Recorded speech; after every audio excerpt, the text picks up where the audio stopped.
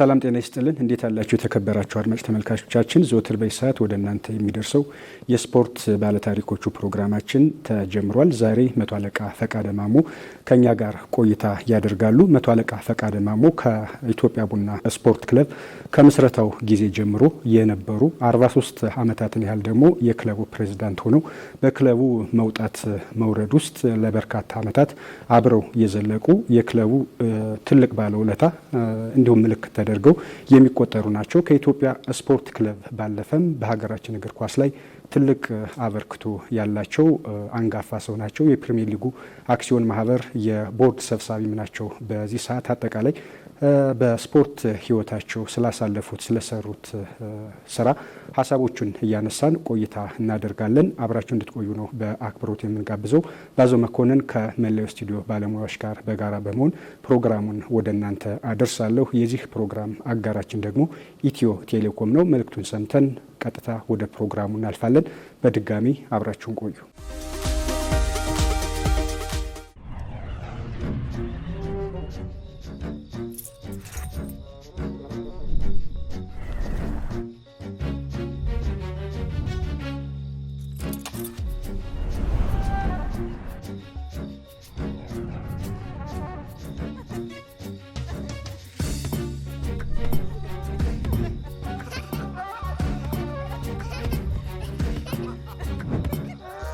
ፋሲካ በዘመኔ ጊዜና ቦታ ሳይገድቦት ባሉበት ሆነው ቴሌብር ሱፐር አፕ ላይ ወደ ዘመን ገበያ ጎራ ብለው የትንሣኤ በዓል ሸመታውን በዘመን ገበያ ያድርጉ።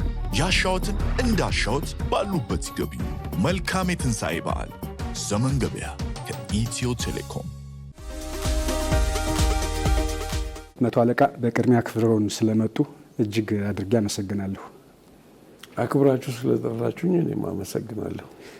ከቅርቡን ጀምር ብዬ ነው እንግዲህ የኢትዮጵያ ቡና ስፖርት ክለብ ጋራ በክብር ከተለያዩ በኋላ ሸገር ከተማ ከኢትዮጵያ ቡና ባደረጉት ጨዋታ የኢትዮጵያ ቡና ደጋፊዎች፣ የስፖርቱ ቤተሰቦች በተገኙበት የክብር ሽኝት ለሰሩት ላደረጉት ነገር እናመሰግናለን ተብሎ በክብር ተሸኝተዋል።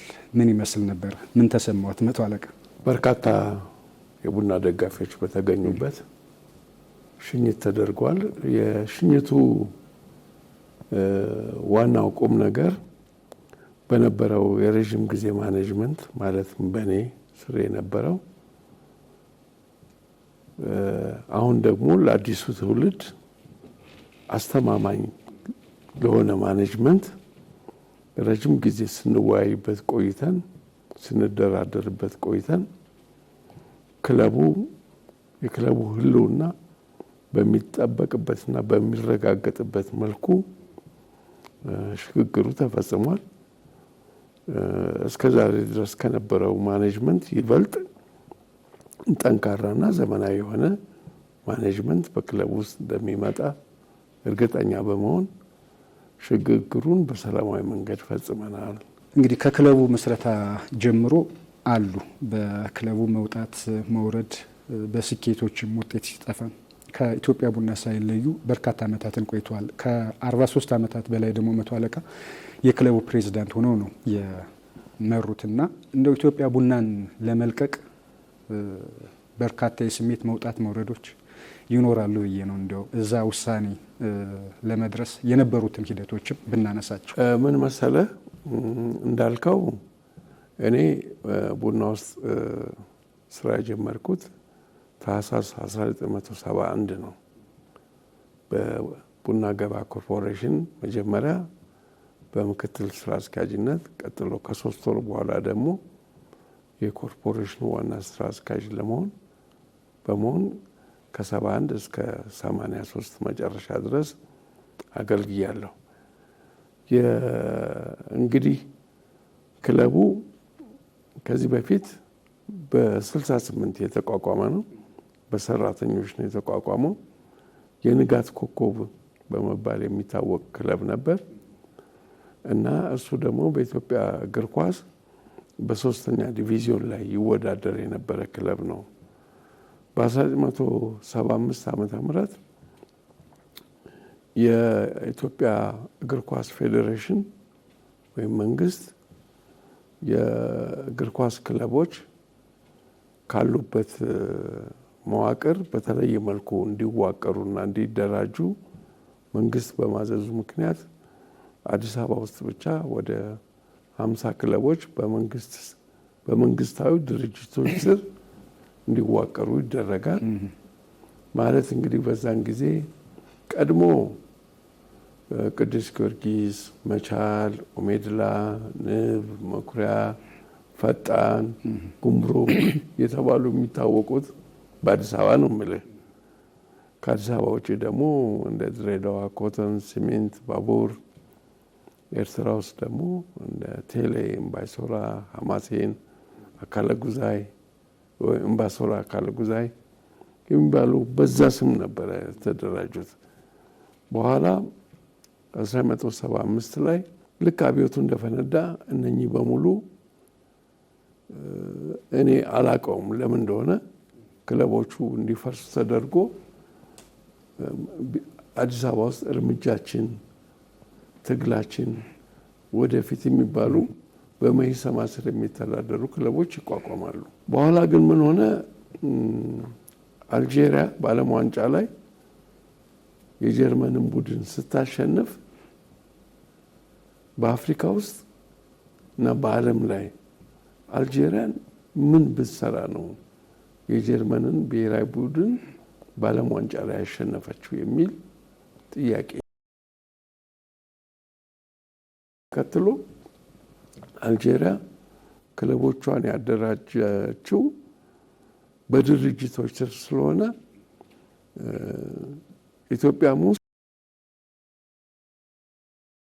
ስር ታቅፎ ይደራጁ የሚል ውሳኔ ይመጣል እና 50 ክለቦች አዲስ አበባ ውስጥ ይደራጃሉ። እንግዲህ እኛ 51ኛ ሆነን ቡና ማለት ነው 51ኛ ሆነን ተመዘገብን። ከዛን ጊዜ ጀምሮ እንግዲህ ያው የንጋት ኮከብ የሚለው ስም ቀረና የኢትዮጵያ ቡና ገበያ ስፖርት ክለብ የሚባለው ተቋቋመ ማለት ነው። የቡናም ወርቃማ ዘመን የሚባለው ከ1975 ወይም ከ68 እስከ 83 84 ድረስ ያለው ጊዜ የቡና ወርቃማ ዘመን እየተባለ ይጠራል።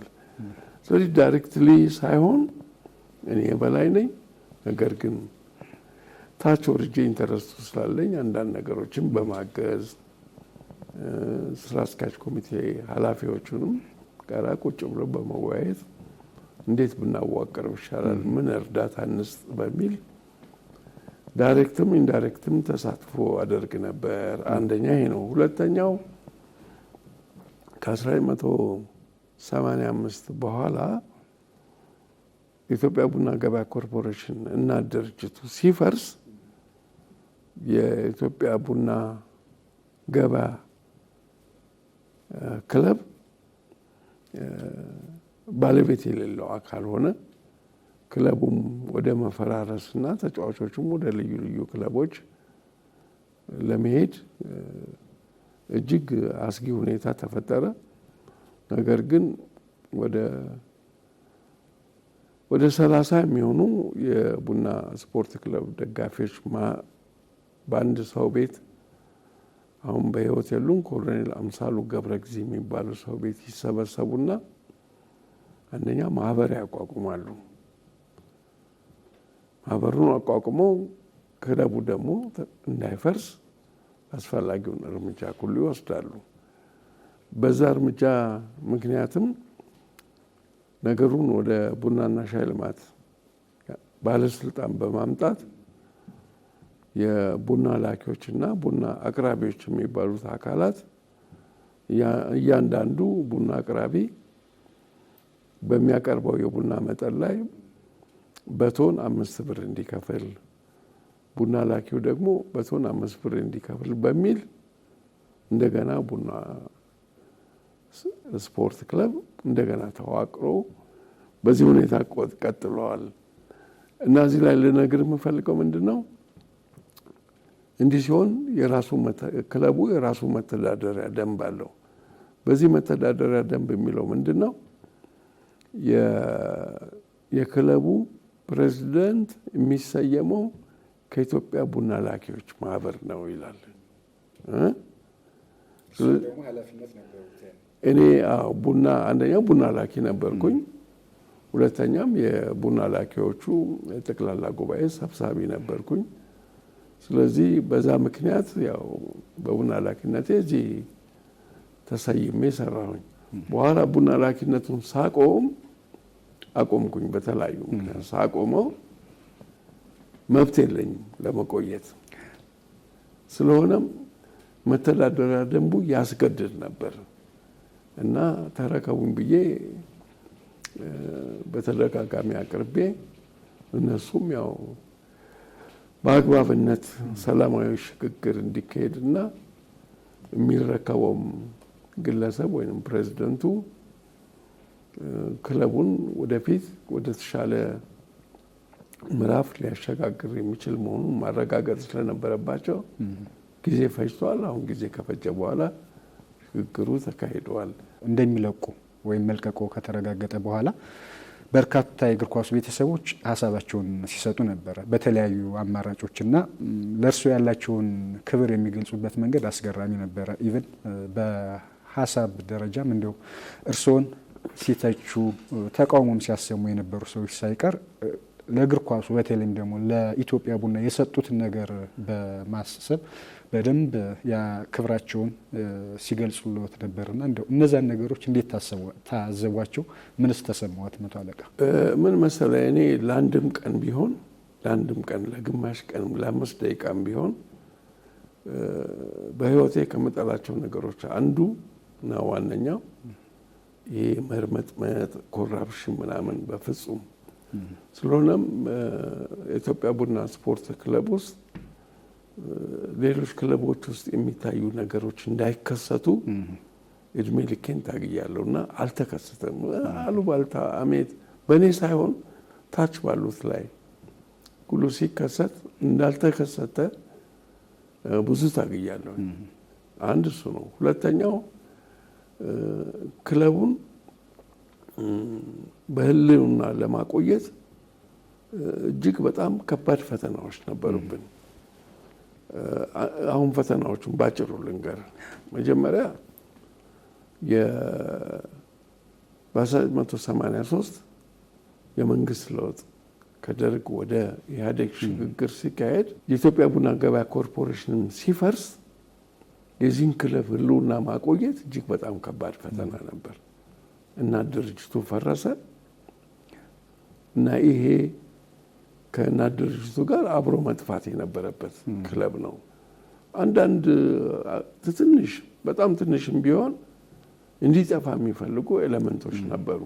ዜርፎር ኮርፖሬሽኑ በጀት መድቦለት ያንቀሳቀሰው የነበረው ክለብ በመዋጮ በ5 ብር መዋጮ በዛ እንዲተዳደር ሆነ። አንደኛ ራሱ 5 ብሯ መገኘቷ በጊዜው ትልቅ ውጤት ነበር። ሁለተኛም በሚዋጣ 5 ብር ሰርቫይቭ አድርጎ ከሌሎች ክለቦች ጋር እየተወዳደሩ መቆየት ትልቅ ውጤት ነበር። ሁለተኛው ትልቁ ፈተና ደግሞ በ5 ብር ምን ክለቡን እንደ ማስቀጠል አልተቻለም። ሲቋቋም 5 ብር ይገዛው የነበረው ያን ጊዜ ወደ 80 ምናምን ውስጥ 72 ብር ደርሷል። ስለዚህ ግድ የለም 30 ብር እናድርግላቸው አሉ እና ከ5 ብር ወደ 30 ብር ከፍ እንዲል ተደረገ። አሁን ትልቁ ቻሌንጅ የሚሰጡት ፋይናንስ 30 ብር በቶን በቂ ነው ወይስ አይደለም የሚባል ደግሞ ጥናት እየተካሄደ ነው እና ቻሌንጆቹ በተደጋጋሚ የሚመጡት የፋይናንስ ቻሌንጆቹ ከባድ ናቸው። በዚህ የፋይናንስ ቻሌንጆች ውስጥ እንደ የከነማ ክለቦች የሚባሉት ያው እንደምታውቀው ከኛና ሌላ አንድ ክለብ ከቅዱስ ጊዮርጊስ ውጪ አብዛኞቹ ክለቦች ወይ ዳይሬክትሊ በመንግስት የሚተዳደሩ ናቸው ወይም ደግሞ በከነማ እና የበጀት ችግር የለባቸውም። ሲፈልጉ 200 ሚሊዮን ይመድባል እና በዚህ ውስጥ ነው እንግዲህ ቡና ገበያ ሰርቫይቭ ያደረጉ የተለያዩ መድረኮችን በሚሰጧቸው አስተያየቶች ይታወቃሉ። ቀጥተኛ ሀሳቦችን ነው የሚሰጡትና እንደዚህ አይነት ሰው መሆኑ ምናልባት አምባገነን ናቸው በሚልም ሀሳቦች ይወሰዳሉና ምን አይነት መሪ ነዎት የሚለውንም ባጭሩ ካነሱልኝ። አይ ምን መሰለህ እኔ በተፈጥሮዬ ነጩን ነጭ ጥቁሩን ጥቁር ነው። ሌላው አይጠቅምህማ። ብዙ ጊዜ በክለቦቻችን ውስጥ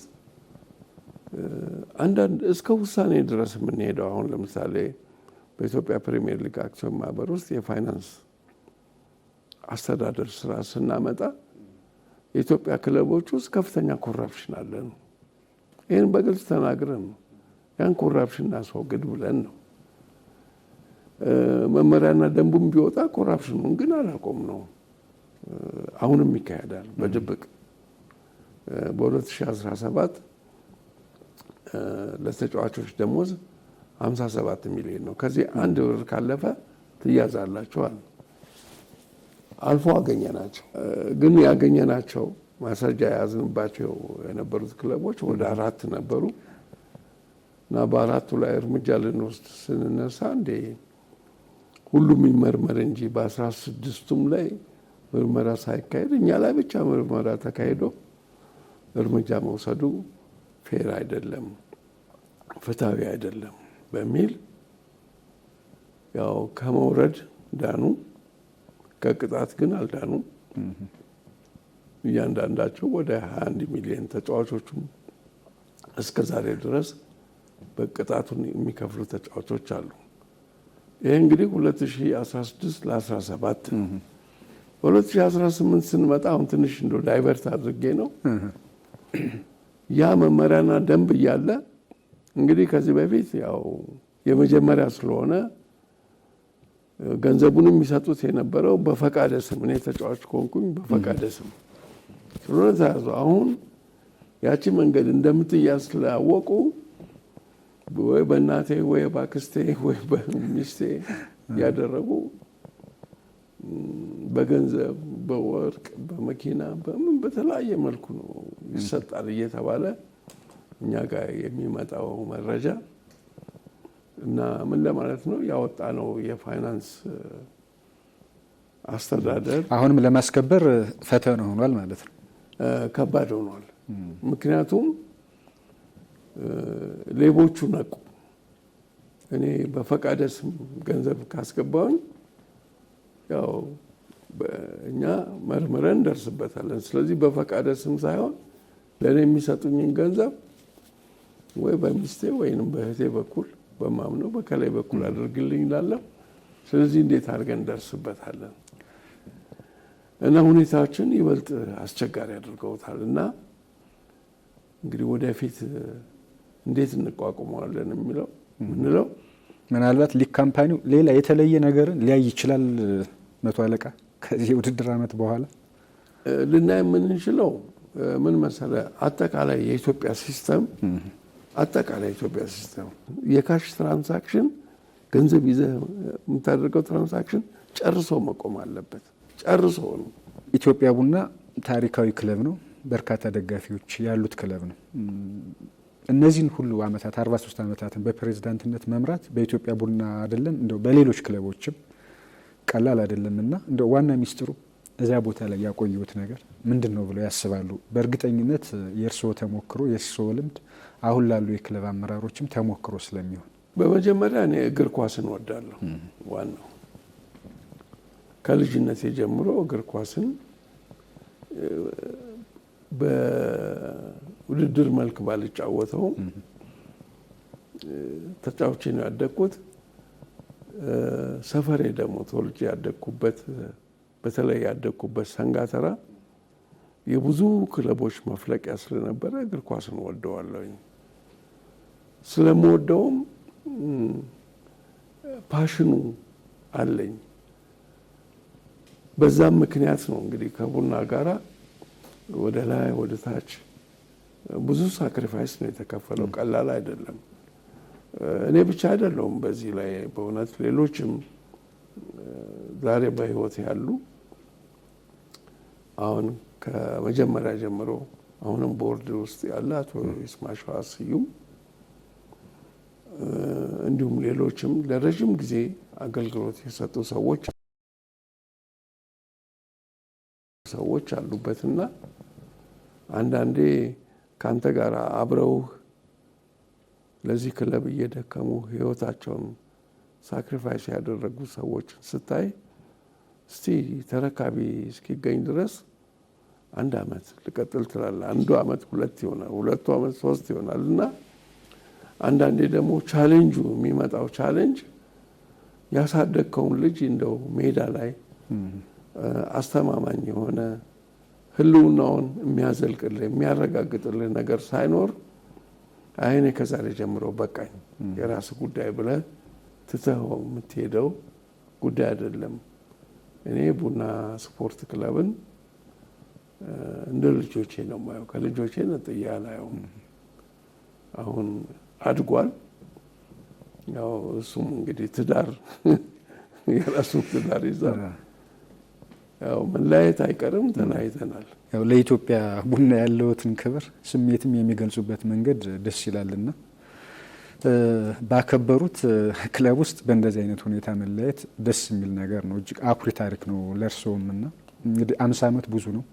እያንዳንዱ ነገር ላናነሳ እንችላለን። 100 አለቃ ግን በእነዚህ ዓመታት ሁሉ እንደው በተለየ ሁኔታ ኢትዮጵያ ቡና ላይ በነበሩበት ጊዜ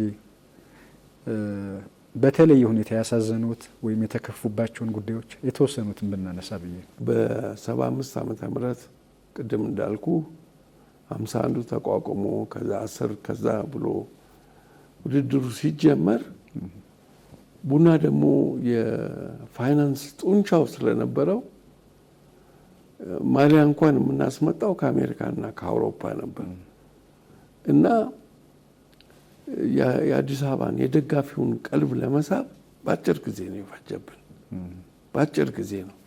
ነገር ግን ኢትዮጵያ ፉትቦል ፌዴሬሽን ውስጥ ገብቶ በእኩልነት ለመታየት በእኩልነት ለመዳኘት እጅግ በጣም ረጅም ጊዜ ፈጀብን። በዚህም ምክንያት ዳኝነት ብቻ አይደለም፣ አድሚኒስትሬሽኑ ጭምር ከፌዴሬሽኑ አልፎ እስከ መንግስት እስከ ደርግ ጽሕፈት ቤት ድረስ የሚሄድበት ወቅት ነበረ። ያ ያሳዝነኛል። ራሱ ወደኋላ ታሪኩን ሳይ ከኛ ውጪ ሌላ ለምን ይገባል አይነት ሌላ አዲስ መጣ፣ እንትናችን ሊቀማን ነው፣ ሊያሸንፈን ነው፣ በዳኝነቱ በአስተዳደሩ በሁሉ ነገር። እሱ አንድ ትልቅ ቻሌንጅ ነበር። ተስፋ የሚያስቆርጥ ቻሌንጅ ነው። ሜዳ ላይ ውድድር ላይ አይን ያወጣ የዳኝነት በደል ይካሄድብሃል። ከአንዴም ሁለቴም በዚህ ምክንያት የኢትዮጵያ ቡና ስፖርት ክለብ ካሁን በኋላ በውድድር ውስጥ አንቀጥልም ብለን የወሰንበት ጊዜ ሁሉ ነበር። ዋንጫ አሳጥቶታል በእንደዚህ አይነት የዳኝነት በደሎች ብለው ያምናሉ ኢትዮጵያ ቡና? እኛ ከ75 እስከ 83 ያሉ እንትኖች በሙሉ አሸናፊ ቡና ነው ብለን ነው ምናምነው። አንድ እንትን ልንገር፣ የጥሎ ማለፍ ነው ነገሩ። የጥሎ ማለፍ ላይ አንድ ክለብ የጥሎ ማለፉ ሁለተኛ ነው። የአቶ ይድነቃቸው ዋንጫ የሚባል ነበር አዲስ አበባ ላይ፣ የይድነቃቸው ዋንጫ እና ለዛ ዋንጫ ፋይናል ቡናና ቅዱስ ጊዮርጊስ እንደርሳለን። ዋንጫው መጥቶ ይቀመጣል። ዋንጫው ላይ የተጻፈው የይድነቃቸው ዋንጫ አሸናፊ ቅዱስ ጊዮርጊስ ክለብ። ጨዋታው ሳይጀመር ገና ሲመጣ ከቤት መጥቶ ሲቀመጥ ቅዱስ ጊዮርጊስ ክለብ ይላል። አይተን ይሄ መተው ነገሩኝ ያዩ ሰዎች። እኔም እዛው ትሪቡን ውስጥ ነበርኩኝ። ስለዚህ በቀጥታ ወርጄ ለልጆቹ ዛሬ መሸነፍ የለም፣ አሸንፋችሁ ሂዱ፣ ማሸነፍ እንደዚህ ተብሎ ተጽፏል። ይሄ ምን መሰለ የሚያሳየው አስተዳደሩ አይኑን በጨው ታጥቦ እንደዚህ የሚያዳላ ነበር ለማለት ነው። ዋናው ተጨባጭ ምሳሌ ይሄ ነው እና እንደዚህ አይነት ተደጋጋሚ ሁኔታዎች ተከስተዋል። የውድድር ሰዓትን በማውጣት ድሮ አንተ አዲስ አበባ ላይ የአዲስ አበባ ውድድር ላይ መሪ ከሆንክ በነጥብ የምትመራ ከሆነ ሁልጊዜ የምትመደበው 10 ሰዓት ላይ ነው ጨዋታ። መሪ ቡድን ስለሆንክ መሪ ነው እሱ መሪ ነው። እና እንግዲህ ድሮ መሪ የሚሆኑት ሌሎች ናቸው። አሁን ቡና መጣና መሪ ሆነ። መሪ ሲሆን ይህንን እንዴት ይጠብቁት? ወደ 8 ሰዓት የወሰደ እንዴ! እንደዚህ አይደለም ልታደርጉ። አይ ብቻ ረጅምና ቻሌንጅ የሚያደርጉ አሳዛኝ ጥዬ ልሂድ እኔ እዚህ ምን እሰራለሁኝ? ከሰው እየተጣላሁ ነው። ክብርን ይነካል፣ የኮርፖሬሽኑንም እንትን ይነካል፣ የሰራተኛውንም መብት ይነካል። እዚህ ምን እናደርጋለን ብለን ከአንዴም ሁለቴ ለማቆም ተገደን ነበር። አንዱ ነው። ሁለተኛው አሳዛኙ የሙሉጌታ ወልደየስ የሚባል የብሔራዊ ቡድን እና የኢትዮጵያ ቡና ስፖርት ክለብ የሚባል ታዋቂ ተጫዋች ነበረ። እሱ ከማላዊ ጋር ቡድን ጋር ሲጫወት አዲስ አበባ ስታዲየም ላይ እግሩ የተሰበረበት ኢንሲደንት እሱ በጣም ያሳዝነኛል። የማረሳው ነው። ሌላው ብዙ ዋንጫዎች አግኝተናል። የጥሎ ማለፍም የኢትዮጵያ ሻምፒዮናም በደርግ ዘመን በነበረው የኢትዮጵያ ቡና ስፖርት ኢትዮጵያ ቡና ገበያ እየተባለ በሚጠራበት ዘመን አሁን ፕሪሚየር ሊጉ ሲቋቋም ደግሞ በ2003 ነው ዋንጫ ያገኘ ነው። እርስዎ አልነበሩም አይደለ? እንደው ፕሪሚየር ሊግ ሲያነሳ ነበርኩ ምክትል እንደ ምክትል እስር ቤት ነበርኩ። በነገራችን ላይ ከእስር ቤት ወጥቼ ናና ምክትል ሁን ተብዬ ምክትል ሁኝ። ለማንኛውም እሱ ደግሞ ያ ዋንጫውን ክለቡ ሲያነሳ ጠቅላላ የቡና አምራች አውራጃዎች፣ ወረዳዎች፣ ክልሎች ስራ አቁሙ እና እሱም አንድ ታሪካዊ ስለሆነ አልረሳውም። የደስታ ብን የሀዘንም የማይረሱ ቀኖች አሉ ለማለት ያህል ነው። ይህን ጥያቄ ስጠይቅዎት የ2008 አካባቢ በአንድ ወቅት የታሰሩበትን ሁኔታ አብረው ያነሱልኛል ብዬ ነበረ። አንደኛው መጥፎ አጋጣሚ ረሳሁት። አንዱ አሳዛኝ እንትን ደግሞ እሱ ነው። በ2008 ያን ጊዜ ቡና በጣም ደግሞ ገኖ ማንኛውንም ጨዋታ በምንጫወትበት ጊዜ ሙሉ ሜዳ ነው። ነገር ግን እኔ እውነት በማላውቀው ምክንያት በእኛና በፖሊስ መካከል ደግሞ ያለው አታካራ ልኩን አልፎ ሄዶ ነበር። ምክንያቱም እንደሆነ እስከዛሬ ድረስ አይገባኝም። እኔ ያን ጊዜ በ2008 የምንጫወተው ከሐዋሳ ከነማ ጋር ነበር። ጨዋታው ተጀመረ። ጨዋታው በመካሄድ ላይ ያለ ስታዲየሙ ሙሉ ነው። አንድ ልጅ በትሪቡን በኩል ሜዳ ውስጥ ገብቶ ዳኛው ጋር ይሄዳል። ዳኛውን ምንም አላደረገም። ሄዶ ይወድቃል። ከዛ በፖሊስና በደጋፊ መካከል አለመግባባት፣ ረብሻ፣ ሁካታ ይነሳል። ጨዋታው ይቋረጣል። የሐዋሳ ተጫዋቾች ወደ ቤታቸው ሄዱ ይባላል። የእኛን ተጫዋቾችም ወደ ቤታቸው ይሄዳሉ። ደጋፊ ግን ብዙ ደጋፊ ይታሰራል። ደጋፊዎቹን ደግሞ ሲሄድ ልጠይቅ ብዬ በማግስቱ ሲሄድ እኔም ታሰርኩኝ። እኔ የታሰርኩበት ምክንያት የቡድን መሪው ኪሱ 10,000 ብር ይገኛል እና ከየት አመጣ ይሄን 10,000 ብር? ክለቡን የሰጠኝ። ክለቡማ 100 አለቃ ፈቃድ ናቸው የሰጡኝ እና ያችን በመጥፎ የተረጉሙና ሁከት ለማስነሳት ገንዘብ ሰጠው። እንደዚህ አድርገው አረ ገንዘቡ የተሰጠው ተጫዋች ቢጎዳ ወደ ሆስፒታል ለመውሰድ ለዚህ ነው እንጂ ለቡድን መሪ ገንዘብ የሚሰጠው ሁልጊዜም ለቡድን መሪ ገንዘብ ይሰጣል፣ ግን ጨዋታው ሲያልቅ ይመለሳል። ተቀባይነት አላገኘም። ምክንያት ነበር የሚፈለገው። አንድ 3 ሳምንት ያህል ታስሬ ወጣሁ። አብረን ወጣን ሁላችንም። የተከበራችሁ አድማጭ ተመልካቾቻችን እየተከታተላችሁ የምትገኙት የስፖርት ባለታሪኮቹ ፕሮግራማችንን ነው። 100 አለቃ ፈቃደ ማሞ ከኛ ጋር ቆይታ እያደረጉ ነው። ቆይታችን አሁንም ይቀጥላል። አብራችሁን ቆዩ። በድጋሚ የዚህ ፕሮግራም አጋራችን ኢትዮ ቴሌኮም ነው። መልእክቱን ሰምተን እንመለሳለን። እትዬ ዘይቱን 3 ሊትር ብናደርገው ወይም ደግሞ ሽንኩርቱን ኪሎ ብንቀንስ የተላከልን ገንዘብ አይበቃም?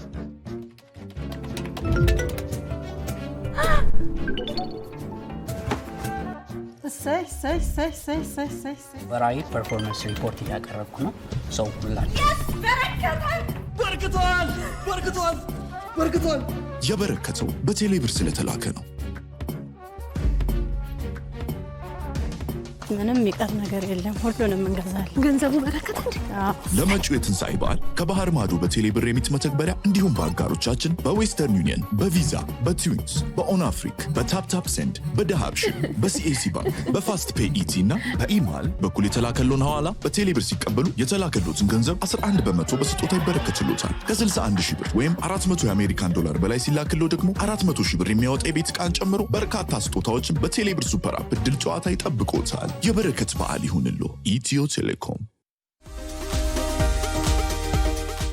በኢትዮጵያ ቡና እንግዲህ ከሙሉጌታ ወልደየስ እስከ ካሳዬ አራጌ፣ አቡበክር ናስር ድረስ በርካታ ትላልቅ ተጫዋቾች ከኢትዮጵያ ቡና ወጥተው ለብሔራዊ ቡድንም ብዙ ነገር ያደረጉ ታላላቅ ተጫዋቾች ተገኝተዋል ከክለቡና። እንደው የእርሶ ምርጡ ተጫዋች ማን ሊሆን ይችላል? እኔ አባት ነኝ። እነኚህ ልጆች ሁሉ እንደወለድኩ እንደ ቤተሰብ ነው ራሴን የምቆጥረው። በልጆች መካከል ዲስክሪሚኔሽን አታደርግም። ሁሉንም እግዚአብሔር ይባርካችሁ ነው አይደል የምትለው። እኔ በልጆቼ መካከል ታሪክ ነው። ታሪክ ቡና ከሌን ሰጥቶናል እዚህ ጋር ብሎ ታሪክ ይናገር እንጂ እኔ የቡና ማሊያ የለበሰ ሁሉ ታላቅ ሰው ነው ብዬ ነው የምለው። እንደው ሜዳ ላይ የሚያዝናናው ተጫዋች በእግር ኳስ ክሎቱ የለ አልናገርም። እሺ እንግዲህ ኢትዮጵያ ቡና ላይ ብቻ አይደለም የሱ እግር ኳስ ተሳትፎ። እንደ ሀገር ኢትዮጵያ ውስጥ እግር ኳሱ ላይ ትልቅ አበርክቶ ካሳረፉ አሁንም እያደረጉ ካሉ አንጋፋ ሰዎች መካከል ምናልባትም ከቀዳሚዎቹ ተርታ ስሙ ይነሳልና ከዚህ ከፕሪሚየር ሊጉ አክሲዮን ማህበር ምስረታ ጋር ተያይዞ የተወሰኑ ነጥቦችን ማንሳት አለብን ብዬ ነው። ከብዙ መውጣት መውረዶች በኋላ የኢትዮጵያ ፕሪሚየር ሊግ አክሲዮን ማህበር ተቋቁሞ ዛሬ ክለቦች ራሳቸውን ማስተዳደር ከጀመሩ 6-7 ዓመታት እየተቆጠሩ ነውና ግን እዛ ለመድረስ የነበረውን ሂደት የእርስዎንም ሚና ብናነሳው። የኢትዮጵያ ፕሪሚየር ሊግ 2012 እስኪቋቋም ድረስ አስቀድሞ 15 ዓመት ያህል ከተለያዩ ፌዴሬሽኖች ጋር ትግል አካሂደናል። ትግሉ የራሳችንን አቋቁም ነው። ማለትም ክለቦች ተረክበው በራሳቸው መተዳደሪያ ደንብ የራሳቸውን በደንብ አቋቁመው በመተዳደሪያ ደንቡ መሰረት የሚያስተዳድራቸውን ሰዎች መርጠው ይተዳደሩ በሚል ነበር ትግሉ። ፌዴሬሽኑ ደግሞ ራሱ ሊግ እያለ እየሰየመ ምን ትፈልጋላችሁ ውስጡን ደግሞ ክለቦችንም እንትን በማድረግ በተለያየ እንትን ወደ እሱ በማምጣት ለምርጫ እያሉ ክለቦች ተሰብስበው መርጠው ያው አልፈለጉትም በሚል ለ15 ዓመት ያህል ታግለናል። ያው መጨረሻ ላይ ግን የመጣው ችግር ምንድን ነው? እጅግ በጣም ከባድ ችግር መጣ። የኢትዮጵያ ፉትቦል ፌዴሬሽን ክለቦችን እና ማስተዳደር ውድድሮቹን በአግባቡ ማካሄድ ሲያቅተው ያሉን ምንድን ነው? ፍህሙን አሎሎ ወረወርንላቸው። ስለዚህ ፍም አሎሎ ነው ሲቸግራቸው ነበር ማለት ነው የሰጧቸው። ፍም ነው አሎሎ ፍም ነው እና ወረወርንላቸው። ስለዚህ ያንን ፍም አሎሎ ተቀብለን እኛ ደግሞ አቀዝቅዘን አደራጅተን ያው እንደምታየው የኢትዮጵያ ፕሪሚየር ሊግ አክሲዮን ማህበርን አቋቁመን አሁን 7ኛ ዓመት ደርሰናል ይመስለኛል። እና በዚህ ጊዜ ውስጥ ታሪካዊ የሆኑ ብዙ እንትኖችን ፈጽመናል። አንደኛ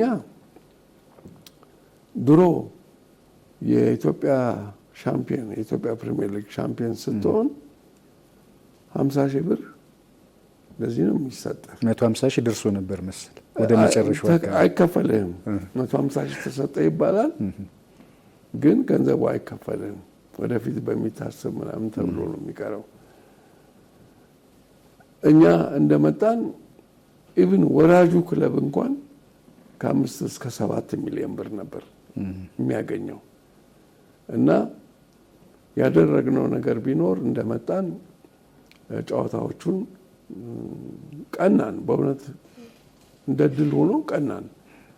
የሳውዝ አፍሪካ የሚገኘው ሱፐር ስፖርት የኢትዮጵያን ጨዋታዎች ብሮድካስት አደርጋለሁ። የባለቤትነት መብቱንም የውድድሩ ባለቤትነት መብትም እኔ እወስዳለሁኝ በሚል በአመት እስከ $5 ሚሊዮን የሚያወጣ ስምምነት አድርገን ለ5 ዓመት ያህል ቀጥለናል። ያችን የምናገኛትን ገንዘብ ደግሞ 85 በመቶ ወደ ክለቦች እንዲወርድ አድርገናል። 85 በመቶ 50 በመቶ እዚህን ሁሉም ክለብ በኩል እንዲከፋፈል 50 በመቶ 25 በመቶ በሜሪት ማለት አንደኛ ወጣ ሁለተኛ ወጣ እያለ እስከታች ድረስ፣ ቀሪዋን ደግሞ 10 በመቶ እንደ ፋሲሊቲ ማን ፋሲሊቲ ያለው በሚል ከክለቦቹም ውጭ ሄደን ሜዳ የሰጡን ከተማ አስተዳደሮች አዳማ ዩኒቨርሲቲው፣ ሐዋሳ ዩኒቨርሲቲው፣ ድሬዳዋ ከተማ አስተዳደሩ ለነሱ ያቅማችን ያህል ከ3 ሚሊዮን እስከ 5 ሚሊዮን ብር በየአመቱ እየከፈል 5ቱን ዓመት ጨርሰናል። እሱም ወጣ። እኛም ከ5 ከ6 ዓመት በኋላ ተመልሰናል። አሁን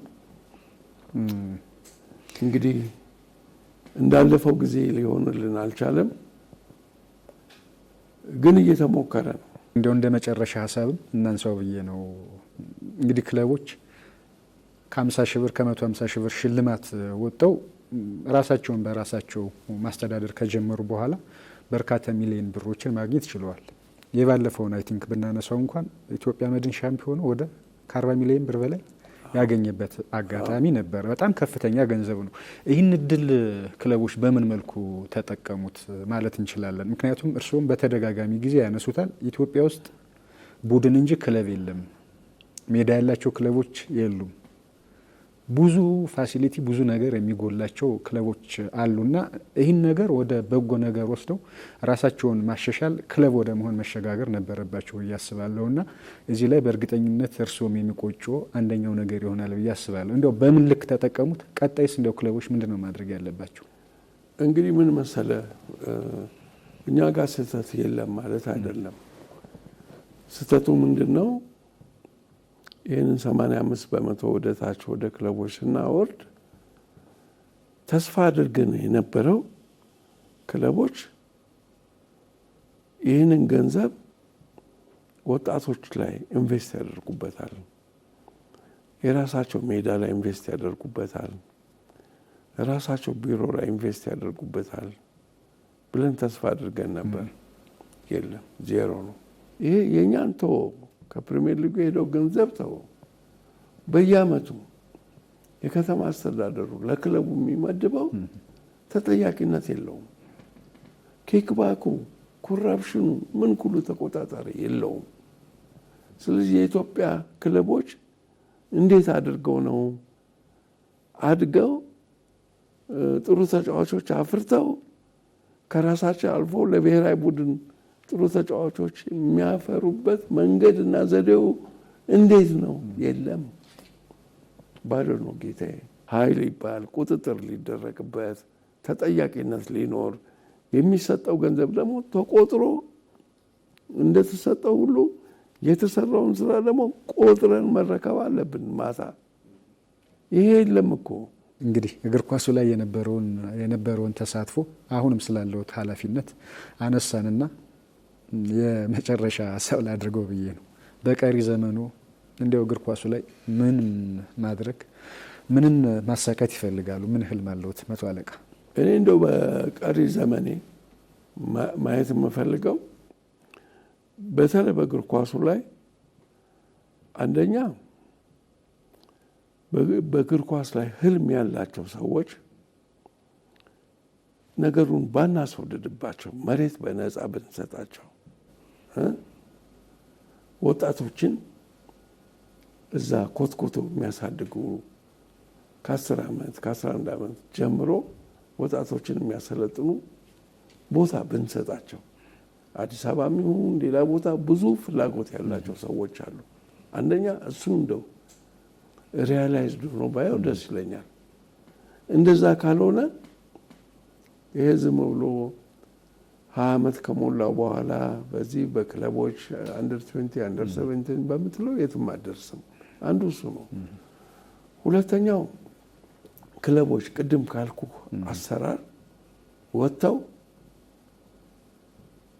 የሚገኘው ገንዘብ በንጹህ መልኩ ወደ እግር ኳሱ የሚወርድበት መጀመሪያ ከዚህ ከመንግስት ፋይናንስ የሚላቀቁበት ዝም ብሎ በየአመቱ 200 ሚሊዮን 100 ሚሊዮን የሚሰጠው ጥሩ አይደለም። እሱ የኢትዮጵያን እግር ኳስ ኔጌቲቭሊ አፌክት አደረገው እንጂ አልጠቀመውም። እንደ ሁለተኛ መመኛው መንግስትና ይሄ የእግር ኳስ ፋይናንስ ዲቮርስ ቢፋቱ ተፋተው ቅድም ባልኩ መንገድ ቢሄዱ እሱም በህይወቴ ባይ እጅግ በጣም ደስ ይለኛል። አክብሮን ስለመጡ እጅግ አድርጌ አመሰግናለሁ። በመጨረሻ እንደው ምስጋናም ሊሆን ይችላል የሚሉት ነገር ካለ እድሉን ልስጥዎትና ቆይታችንን በዚህ እንቋጭ። እኔ መቼም በቆየሁበት ዘመን በእግር ኳሱ በቆየሁበት ዘመን የእግር ኳስ አፍቃሪውም ደግሞ አክብሮ ስለሸኘኝ ሁሉንም የእግር ኳስ አፍቃሪ የቡናም ብቻ ሳይሆን የሁሉንም የኢትዮጵያ እግር ኳስ አፍቃሪዎች ከልብ ላመሰግን ወዳለሁ ፈልጋለሁ። ሁለተኛም እንደው የኢትዮጵያን እግር ኳስ አፍቃሪዎች የሚያስደስታቸው ብሔራዊ ቡድናቸው በአፍሪካና ቢቻል በዓለም ዋንጫም ደረጃ ወደ ኳሊፊኬሽን ውድድር ውስጥ ገብተው ደስታን እንዲያገኙ እመኛለሁ። አንድ ቀን እንደሚሳካ እርግጠኛ ነኝ፣ ግን በእኔ እድሜ ውስጥ ማለት ነው። በጣም አመሰግናለሁ። የተከበራችሁ አድማጭ ተመልካቾቻችን የዛሬ የስፖርት ባለታሪኮቹ ፕሮግራማችን የተከታተላችሁትን ይመስል ነበር። አንጋፋው የስፖርት ሰው መቶ አለቃ ፈቃደ ማሞ ዛሬ ከኛ ጋር ቆይታ አድርገዋል። በቆይታችንም ስላለፉበት የእግር ኳስ ተሞክሯቸው ስለሰሩት ስራ ሀሳቦችን ለማንሳት ሞክረናል። አብራችሁን ስለነበራችሁ ስለተከታተላችሁን እናመሰግናለን። የዚህ ፕሮግራም አጋራችን ኢትዮ ቴሌኮም ነው። ጤና ይስጥልን።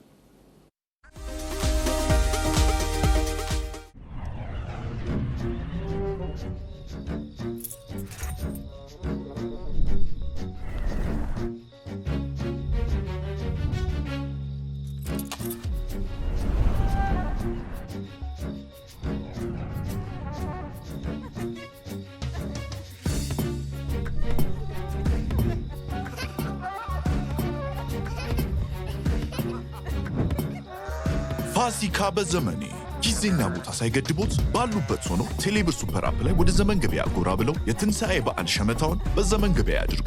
ያሻዎትን እንዳሻዎት ባሉበት ይገቡ። መልካም የትንሣኤ በዓል።